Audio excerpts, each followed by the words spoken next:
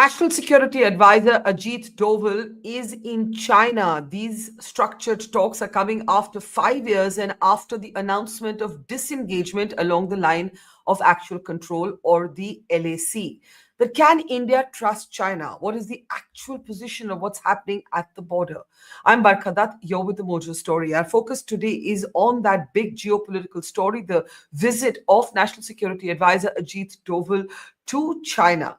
This reopening of talks between India and China, coming after a gap of 5 years, have followed the announcement of disengagement by both countries, a thaw that seemed to take many by surprise. Today, we ask whether India can really trust China. Satellite imagery that is available in the public domain. And there are experts who have pointed out that even as India and China have spoken about finalizing disengagement, China's permanent structures, or seemingly permanent structures, the big question around them at the LAC persists. Will China actually bring these down? China has marginally pulled back this deployment from where it was. But is this to be seen as a normal or a return of normalcy, or a continuing hostile aggression? How should India respond? With caution, of course, but how do we understand what looks like one of the most dramatic geopolitical thaws in recent years? Joining me now to discuss the NSA's visit, but also what's actually going on between India and China, at least the best we can understand and know. First up, Suhasini Haider, who's of course one of the country's foremost strategic affairs journalists and analysts, and also of course a diplomatic editor at The Hindu. Welcome, Suhasini, to the program. Veteran diplomat Ambassador Dilip Sinha is with us. It's always a pleasure. Good to have you back. Also joining us is military veteran Gen Raj Shukla, who has spent really the last many years being a student of China. His commentary on China is extremely incisive, and it's a pleasure to have you with us, sir. And also joining us is perhaps the most venerated strategic affairs expert in India, Professor Mohan, also a columnist at the Indian Express. Thank you very much, everybody. I'd like to start with you, General Shukla. And if we can pull these graphics up, I think the big question for India and for Indians is, what is the deployment like now?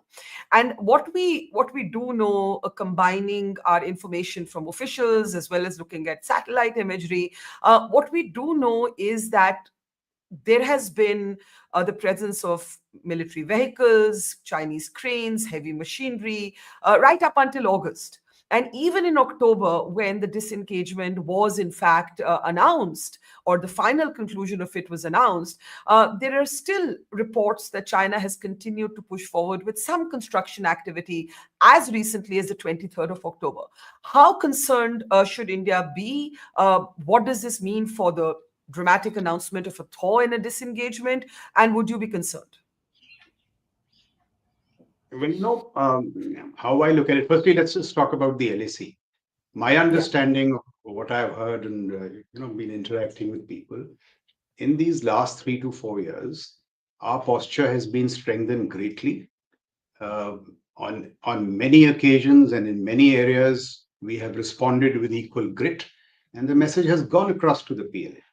It has gone across to the PLA, and one of this disengagement which took place was not such a sudden bout of good neighborliness, but it was extracted on military terms. So that is the good news. Having said that, all these things that have happened, the disengagement, the talks between the Prime Minister and the President, and now SR level talks, I would say that this is a reprieve, but not a fundamental reset. Because see, what is this reality? And I've been speaking on this for quite some time now. The military component of the power differential year on year is $400 billion. Now, that's not going away. So while there is a lot of strategic commentary on finger 8, finger 9, what is happening here, there, how about a larger debate on the strategic military challenge that is of China? $400 billion. Because it is not really along the LAC, but those $400 billion is converting into other advantages, which should be as worrisome. Strategic deterrence, the higher end of conventional deterrence, offensive air power, AD topology, the whole technology piece. And that is what we must focus on. And the strategic commentary, I'm not saying it is, badly focused, but it is too far focused on the minutiae that you please leave to the divisional commanders, corps commanders, army commanders. They are competent to sort it out. The other issue that I would like to make is common sense, but may I just reiterate it? See what happens in our Yeah. case, that diplomacy must ride on strong deterrence. What is happening in our case, when there is a failure of deterrence, diplomacy comes to rescue you. This cycle should end. And what can happen is, I mean, I can outline certain measures. Along the LAC, fail proof deterrence is possible with a certain set of measures. If you achieve that, what you do, you insulate the broader Sino Indian relationship for immediate failures of deterrence along the LAC. And then also Hmm. now start seeing what you'll do about the larger threat in all these areas that I spoke of. Because peace will return, of course, with diplomacy, with CBMs, but fundamentally, peace will not come unless the deterrence signatures are strong enough. So that is And the do you point I would believe, like to make. and you said diplomacy must ride on strong deterrence. So do you believe that strong deterrence is in place?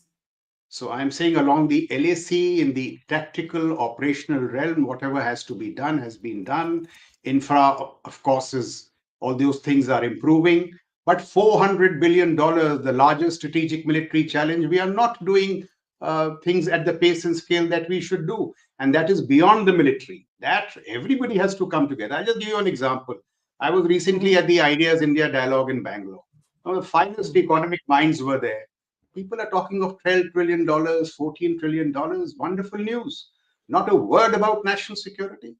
Is it an afterthought?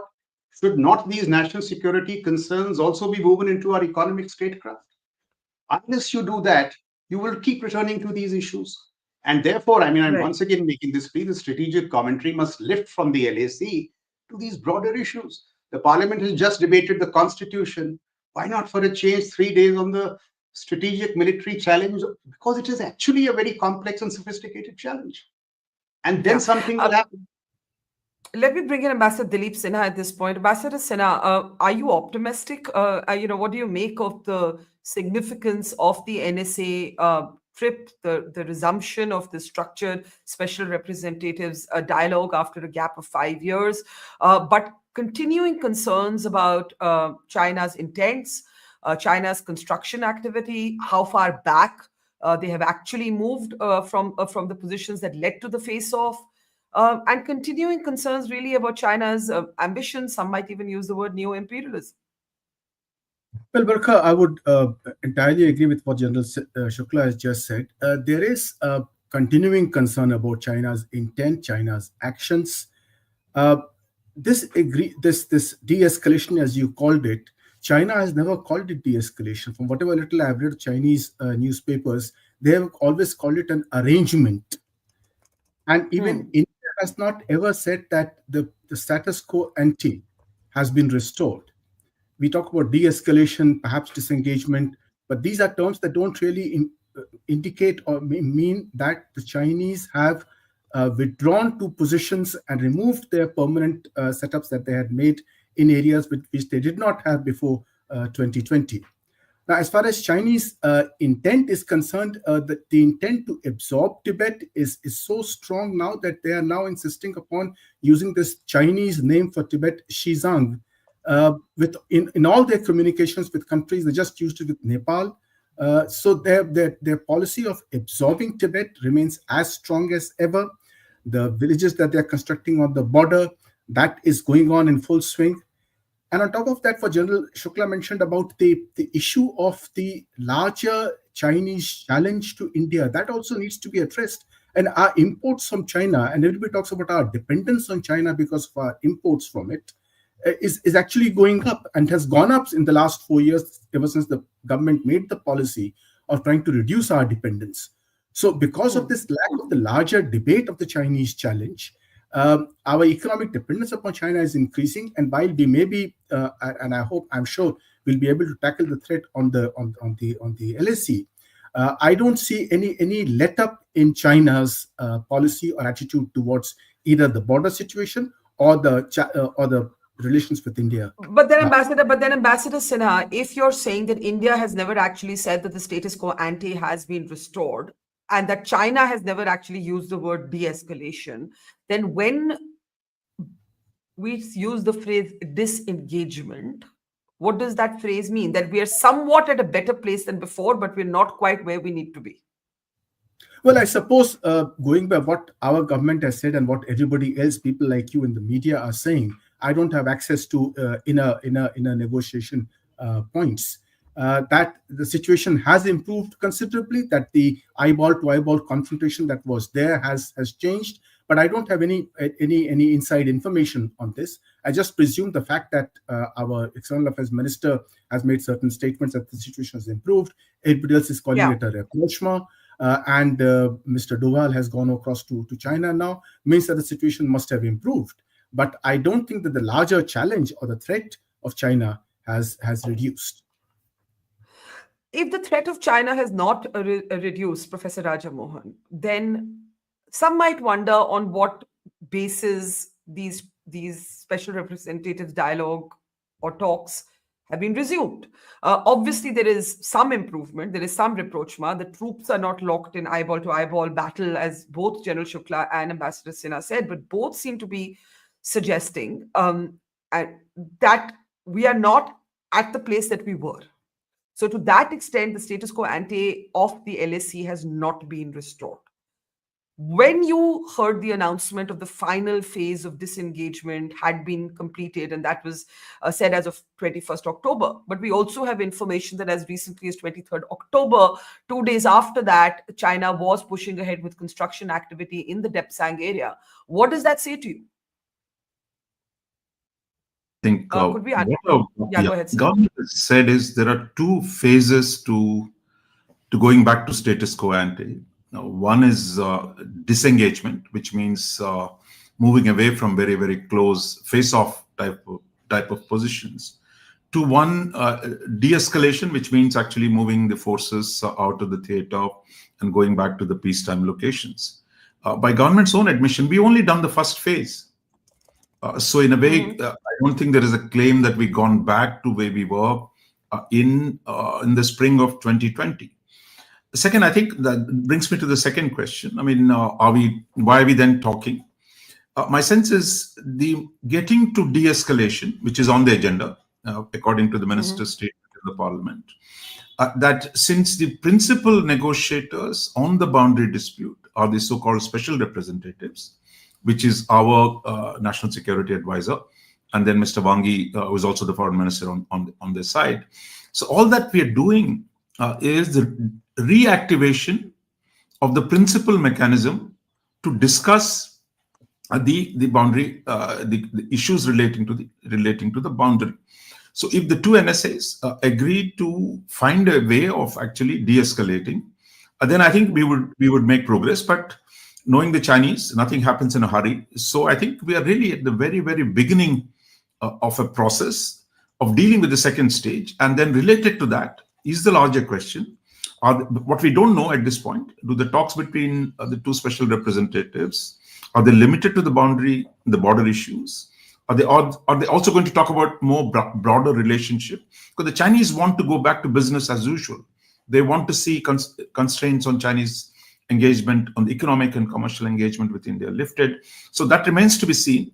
But I think on its own, I don't think this resumption of these talks, and also expected at the foreign secretary level, on their own, they mark any big breakthrough. I think we're just moving to the second stage of de-escalation, which is going to be much harder to achieve than disengagement, because as you yourself said, removing all the construction and other deployments that has taken place is going to be harder. And finally, I would reinforce what General Raj Shukla was saying. I think the problem is really the growing gap in the comprehensive national power of China and India. China is at $18 trillion today. India is barely at $4. Chinese per capita income is around 12,000. We are barely at $2,800. And the Chinese spend 5 times more than India on defense. And our own defense expenditure has fallen below 2%. And the big reforms, even those that Prime Minister Modi has announced from the Red Fort, have not taken place. So I think our challenges are really, are we ready to undertake comprehensive reforms in our defense sector? Because it's not that you don't need numbers alone. They can be asymmetric strategies to deter China. But I think that requires actually a debate a significant reform of our defense organization. That's where the real challenges are. These diplomatic related negotiations will continue, but I think where we need to move is really, are we investing enough in our defense? Are we able to create the deterrence needed to stop? Because we have almost 4,000 kilometers of disputed frontier where the Chinese can move at any point, given the military modernization and infrastructure that they've created. So how do you deter that? I think that problem is nowhere near resolution. Suhasini, would you agree that that there has never been a claim by anybody, neither by the government in India nor by China, that there has been a restoration of the positions of the spring of 2020, and this is a phase-wise thawing. So it is quite literally a thaw. Like a thaw is not a melt, a thaw is a thaw, and to that extent, everything is per plan, everything is per expectation, anticipation, or do you have a different concern? No, well, certainly there was a lot of confusion in that first week. After the foreign secretary announced that there was an agreement, we heard External Affairs Minister Jaishankar speak maybe an hour later at a television function. Maybe he didn't have all the facts, and he said, we expect to go back to 2020. In fact, he said disengagement is complete, and we expect to go back to pre-2020 status quo positions. A couple of days later, obviously, this was explained by the government. They said, we're only talking about Depsang and Demchok, where the last agreement was. After that, they explained that the buffer zones will remain. As far as the buffer zones are concerned, as long as they remain, there's no question of going back to status quo 2020. As far as Depsang and Demchok are concerned, we're told that there are patrolling arrangements, and that these patrolling arrangements kind of mirror what they were in 2020, but we have not seen that. So I can't confirm that. General Raj Shukla seems to suggest that some military gains were extracted from the Chinese side. I honestly have not heard that yet. What I've heard is that the patrolling arrangements that have been discussed and agreed to, and in Depsang and Demchok, have to be verified on the ground, and that verification process is going on. Be that as it may, we are today at a point where the National Security Advisor is in Beijing. That's the first such visit, high-level visit, since 2020 happened. This is the first SR talks, the 23rd round, that is happening since 2019. So we do know that, and I think we need to understand that the SRs are not supposed to be discussing disengagement, de-escalation, and all the rest of that. That is being done at a completely different level. The fact that the SRs are meeting is a sign that India is prepared to normalize its ties with China. It's a step towards normalization. I think you have to differentiate between the negotiations that have been continuing for the last 4 years and the SR talks. If the SR talks didn't happen for 5 years and are happening now, it means some kind of step towards normalization is being undertaken by the government. Now, the three questions that I would have over there, Barkha, to begin with, is that we are still at a position where we don't know why China did what it did in April of 2020. This is something that's been repeatedly said by External Affairs Minister S. Jaishankar, that we are not aware of the reasons for China amassing its troops, for transgressing along our line of actual control. So that's the one. The second is, prior to 2019, Prime Minister Modi met with Chinese President Xi Jinping 18 times. In that space of 2014 to 2019. That's 18 times in 5 years. That's a very, very high concentration of meetings between the two principals. If that is the case, what did they discuss about the boundary? We have no idea about where those boundary talks have gone. And I think now is a good time to give some kind of clarity on where India believes this whole conversation is going. I say this because otherwise we will go back to a situation like 2020 and not be any the wiser. I think the third has to be some clarity from the government on patrolling. What kind of arrangements have been agreed to, and what is the plan with these buffer zones? Are we now going to sort of just live with these buffer zones that have never been agreed to in the past, and that now for the last 4 years have become a sort of way of fixing a problem? I think they are a short-term measure. They are not the final measure. And we need to know from the government how long they expect that this measure will continue. So I would say the fact that the NSA is in Beijing for these talks is already an acknowledgement that the government is looking towards moving towards some of its normal conversations, engagements with the. And does that surprise you?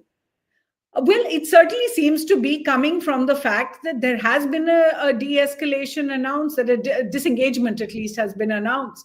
And already the foreign ministers have met, if you remember, after the Yes. announcement. And the foreign ministers have agreed to discuss the resumption of trade, investment, direct flights, religious pilgrimages. So all of those came out of the statement when Mr. Jaishankar met Mr. Wang Yi. So I don't think it should be surprising. I'm just saying that we need to really see what today's meeting in Beijing is about. It is about a resumption of the SR level talks. After all, Mr. Wang Yi and Mr. Doval have met in the last 4 years. They met as recently in Moscow. On the sidelines of the NSA meetings for the SCO. But none of those have been called SR level meetings. So now this 23rd round that is being held after 5 years is clearly some kind of a resumption of normal engagement. Before I go back to General Shukla and Ambassador Sinha, Raja Mohan, would you agree, Professor Raja Mohan, that this is, whatever nomenclature you want to use it signals that India is normalizing or moving towards normalcy with China without necessarily knowing what China's intent was 4 years ago, what China is up to fully even now? Obviously, all of this will constantly be verified on the ground, but they continue to be concerned about China's buildups at the LAC. That's been an old concern in the border dispute. But would you classify this as normalizing ties? I think here is the problem. I mean, the Chinese want normalization yesterday. The Indians want focus on the boundary issue and settling them. So there is a difference. Meanwhile, the Indian business is pushing for resumption of trade ties in a much bigger way. It's not that the trade has stopped. So I think here is, we got to remember the SR talks, the special representative talks, were announced in 2003 when Atal Bihari Vajpayee went to Beijing as the highest level at which the boundary issue is being negotiated. So the principal objective of the SR talks is to deal with the boundary question. And I think through this, since 2020, in fact, in the early phase of the crisis, both not only the foreign ministers met, but also the NSAs met, saying this needs to find a way to get out of this situation and go back to the previous situation that we've had. And it has taken 4 years of talks at a low. So I think there is a division within the Indian establishment, quite clearly. You have one, the finance ministry, the others are saying we should open up. While the national security ministries are saying, no, we can't do this because at least China is in the middle of a massive export boom. For India to normalize ties now will kill India's industry. There is the question of America-China trade war. We don't know how that is going to play out. So rushing into that kind of relationship would be problematic. And the third thing is really we need to get our own economic manufacturing issues in order before we actually open up. So that's one part. But I think the question is what will actually come out, and I would say let's wait and see. But what can be announced is the so-called confidence-building measures. Right now, if you want to go to Beijing, there is no direct flight. So how do you define, is resumption of direct flights a sensible thing to do, or is it normalization? Is giving more, the Chinese are anyway giving lots of visas, we don't give enough. Allowing more people to travel, is that normalization, or is it really a confidence building measure? So I think we shouldn't get trapped in the definitions. The border issues have not been resolved.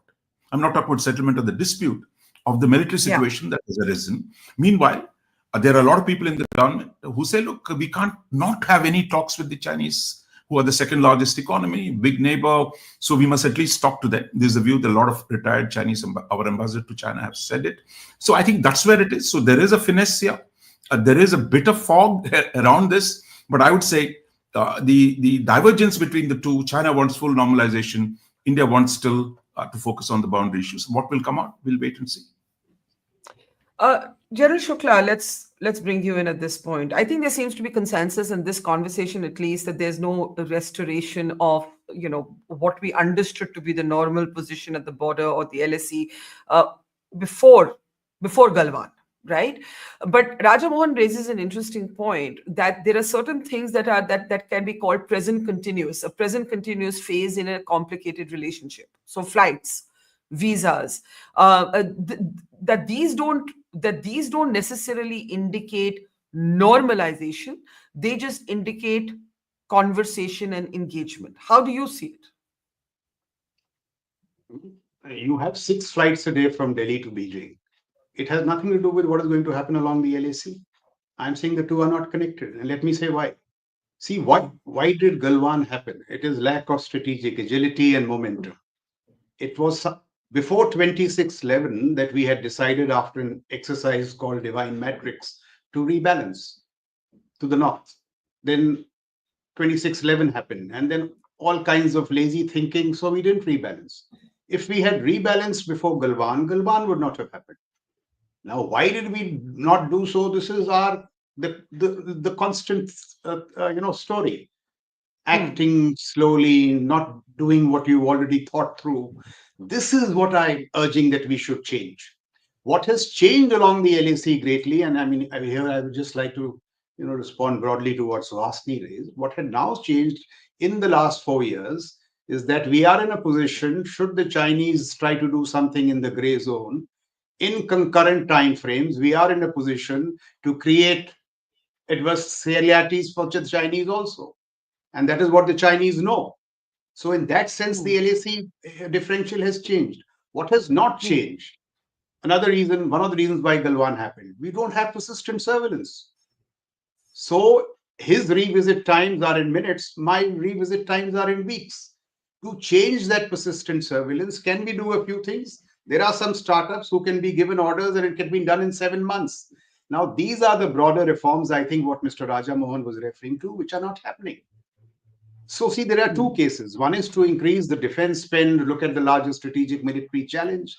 The other is to optimize. We are not optimizing far enough. Russia is a $2 trillion economy. The combined West is $40 trillion. Who's winning the war? So there are a lot of issues. I'll give you just one more example. Say the technology piece. So this ASPI, the Australian Strategic Policy Institute, they've come out with a 2-decade-old technology indicator. Now, 2003 to 2007, US leads in 60 out of 65 technologies. 2019 to 2023, China is leading in 57 out of 65. Look at the dramatic inversion. Can we attempt something similar? Because unless we don't do that, all these technologies start impinging on the LAC. So this larger strategic military equation, which in my humble view has got nothing to do with the number of flights from Delhi to Beijing. You please do all that. Talk as much as you want. 18 meetings. Why did things happen? Because the Chinese are smart enough to see deficits along the LAC. Now, they will not see it in terms of troops and all that, but they will see AD. They will look at your drone missile force. And if there are weaknesses there, they will get encouraged. So I'm saying that, the solution to the boundary issue, the Chinese will get greatly incentivized to come across or to come about a boundary solution only if they see that the strategic military leverage of the Indians is strong. Otherwise, okay. See deficits. And you're saying, and you're saying it's stronger, but it needs to be much stronger. Basically, in these other domains, what I call strategic deterrence. Yeah, all those domains. Ambassador Sinha, there used to be a time when we used to talk about China and Pakistan in the same sentence. Is that a dehyphenated sort of situation? Because earlier Pakistan was seen as a sort of vassal state of China, and China has routinely blocked India-backed resolutions at the UN against terror groups like the Jamaat-ul-Dawa. What is happening, in your opinion, if this is a rapprochement, a normalization, a second phase of de-escalation, call it what you will. As Raja Mohan says, let's not get trapped in the nomenclature. What is happening to our concerns with Pakistan and the patronage that they have always received, the protection that they have always received from China? Well, patronage that Pakistan received in the past from China, I suppose that relationship remains strong, but there have been some very serious concerns that China has faced inside Pakistan over the last 4 or 5 years because of the attacks on Chinese nationals and Chinese presence in the BRI project, especially coming from the Baloch. We have seen the number of attacks that have taken place there. And that has become a matter of big concern for China because Pakistan is not able to provide security to the Chinese living working in Pakistan. And the other is that Pakistan has become a kind of a black hole for Chinese investment. Whatever money China puts into Pakistan, it just vanishes. And then Pakistan turns back again and looks again to China to either to roll over the debts or to give more money. These concerns have made China a little wary of Pakistan. So to that extent, yes, there is a bit of let's say a concern that has come between Pakistan and China in the relationship, which may be a matter of some kind of satisfaction to us. But the fact remains that Pakistan's hostility to India has not gone down, nor has China's. China's approach to India, I think at the moment, to my mind, I think comes to a great extent because China is facing an economic problem and China really desperately wants to promote its exports and its investment, which is why it is willing to make some compromises, to show some compromises on the border or the LAC to satisfy our concern that we cannot dehyphenate the two, the LAC, what is happening on the border and what is happening in the economic front. And China is willing to make some concessions there so that India then loosens up on the issue of imports from China and Chinese investment in India. Suhasini, what do you said the big unanswered question is why did China do what it did? And we don't have the answer to that intent. And without knowing the intent, we may never know what they might do next or try to do next. But what for you is the biggest area of concern that you would look out for to observe the most carefully in this round of talks between Mr. Doval and his Chinese counterpart? Well, I think to start with, we have to have a better understanding of what China has done.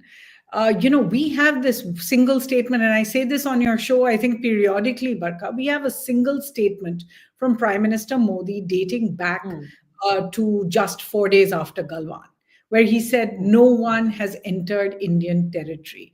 The Chinese side has used that statement consistently to say, well, the Prime Minister of India has said China did not transgress the line of actual control. We need to understand, firstly, if that understanding from the government changed at all, because that is what the positions on the ground are telling us. That why are we even in talks for this long? Why did we need the disengagement, de-escalation, and all the rest of that? Why did we need buffer zones if, in fact, China had not come inside Indian territory? So I think the first thing to watch out for is an understanding of what actually China did.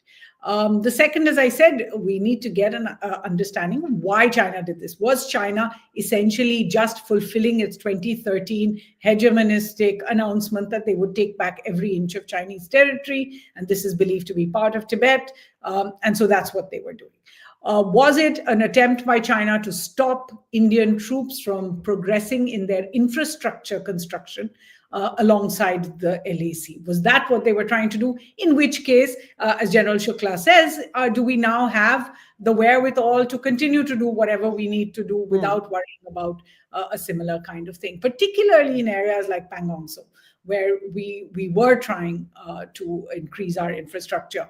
I think then the third question is, were there other actions? Because, I mean, if you look at the timeline, Barkha, 2019 September, Prime Minister Modi and President Xi Jinping met in Mamallapuram for 2 days. One-on-one, I think they spent 6 to 8 hours together. What was the understanding at the time that deteriorated so quickly that within 4 months of that, we see the Chinese amassing of troops and transgressions along the line of actual control?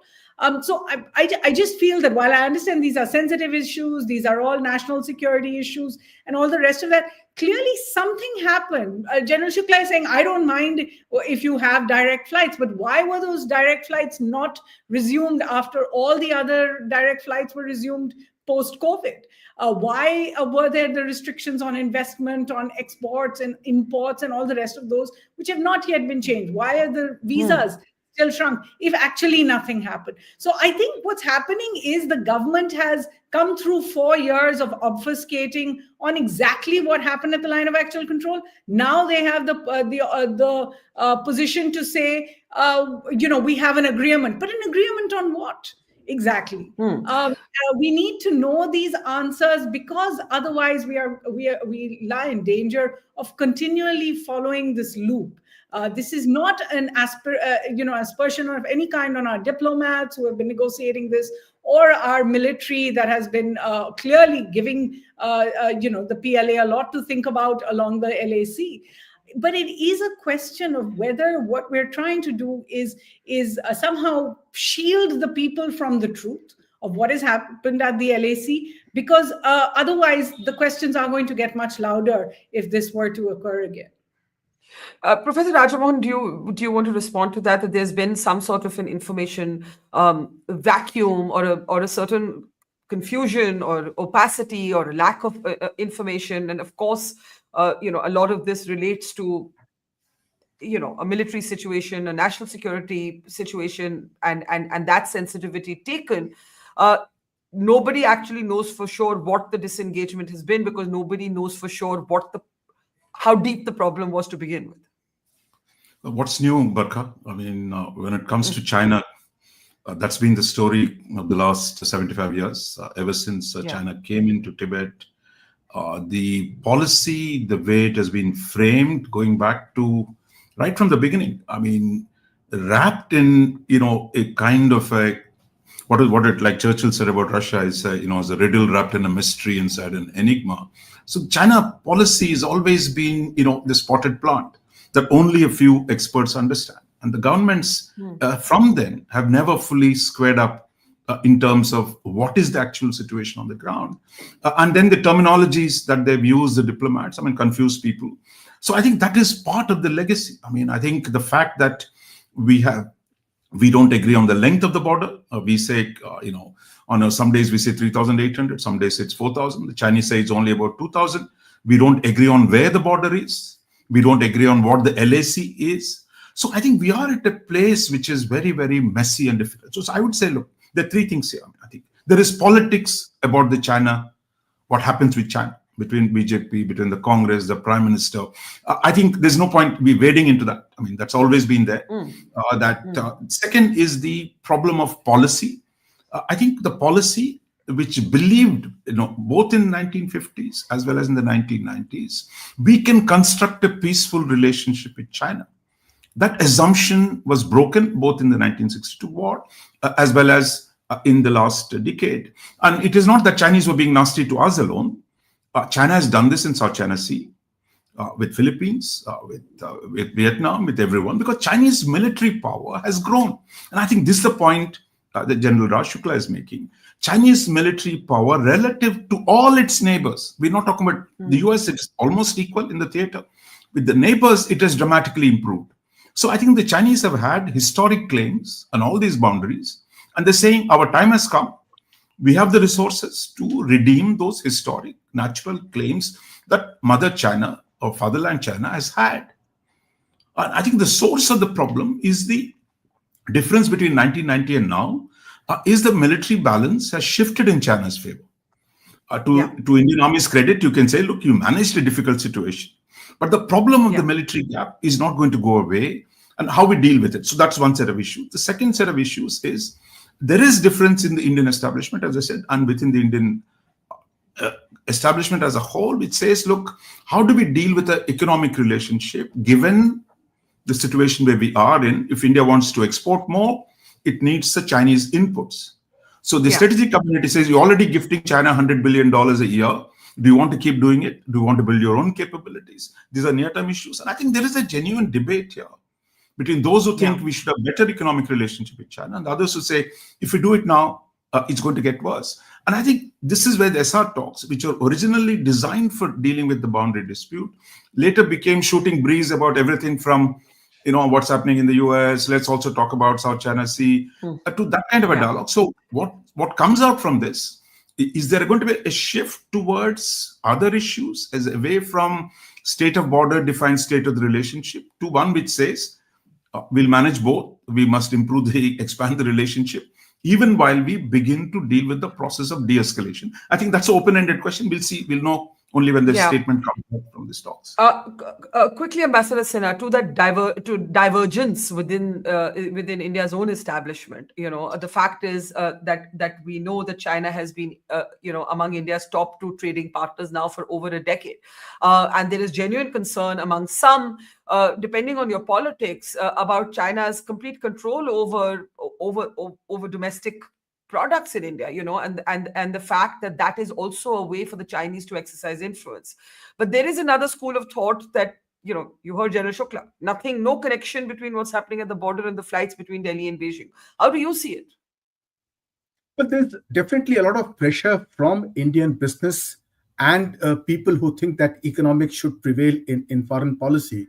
That China being such a large economy, our neighbor, willing to export to India, and we are willing to, and we are in a position to buy cheap stuff from China, we should continue to do so. After all, the whole policy of importing APIs from China for our pharma industry, the active pharma ingredients, at the expense of our own PSUs, which used to manufacture them, coming to a position where our pharma exports are completely dependent upon imports from China, our automobile exports depending on ancillary parts, our entire electronics industry. So this dependence has been built up over a period of time because of the approach of a number of people in India, especially the business circles, that if there are cheap products available from China, we should import them and simply use them because it's to our economic benefit.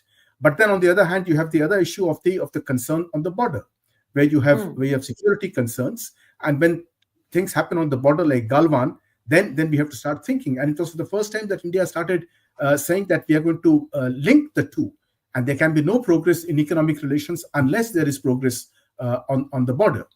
So that is a policy. I hope that policy has not changed, but we don't know at the moment what is happening in these talks and how we intend to proceed. I do have to close, General Shukla, if you have just a 30-seconder to wrap this conversation. Can we unmute General Shukla, please? Sir, hang on, sir. I can't hear you. Yeah. Go ahead, sir. So I'll just make 3-4 points very quickly. One is, this constant applause of the bravery of the Indian Army is good, but valor has its limits. It needs to be funded. That's the first point. Let us shed our strategic innocence about China, not speculate on intent, not get distracted. When this whole build-up in the WTC was taking place, we were told, no, the primary orientation is Taiwan. It didn't prove to be true. The third is, I see the sense of resignation. Ki bhai, China itni badi economy hai, hum kuch nahi kar sakte. I'm of the firm view we can do a symmetric addressal of China with some smart things. And the last point is, I have a bone to pick with my American friends. And I was very gung-ho on the American relationship, technology coming and all. Now the same bureaucracies are back. See what is happening in the F-14, F-04 engine. And look at this thing. Russia in war has given us INS Tuchel faster, and the Americans are dragging their feet on all those issues. So the Americans also, technology-enabled Indian militaries in the American self-interest. If all these things, we can make some progress on all these issues, perhaps our deterrence with China will strengthen and peace may be around the corner or some distance away, but more proximate. That's a good line there. Valor has its limits. It needs to be funded. One thing we didn't get to talk about in this conversation too much was what happens between the Americans and the Chinese. Trump issuing that sort of off-the-cuff invite to Xi Jinping. So it's going to be very interesting to see how that plays out. It's going to have a direct impact on all kinds of other equations, but we leave it there. As they say, famously, watch this space. At least we're watching it as much as we can. At the moment, it needs a bit of an X-ray vision because there's a lot we don't know and a lot we're waiting to see unfold. Professor Raja Mohan, Suhasini, Haider, Ambassador Sinha, General Shukla, thank you. It's been a pleasure. To our audience, thank you. See you tomorrow. Thank you. It's great to see you here. Thank you for watching our work. If you haven't subscribed yet, don't forget to click the bell icon and subscribe to Mojo Story and support independent, robust journalism.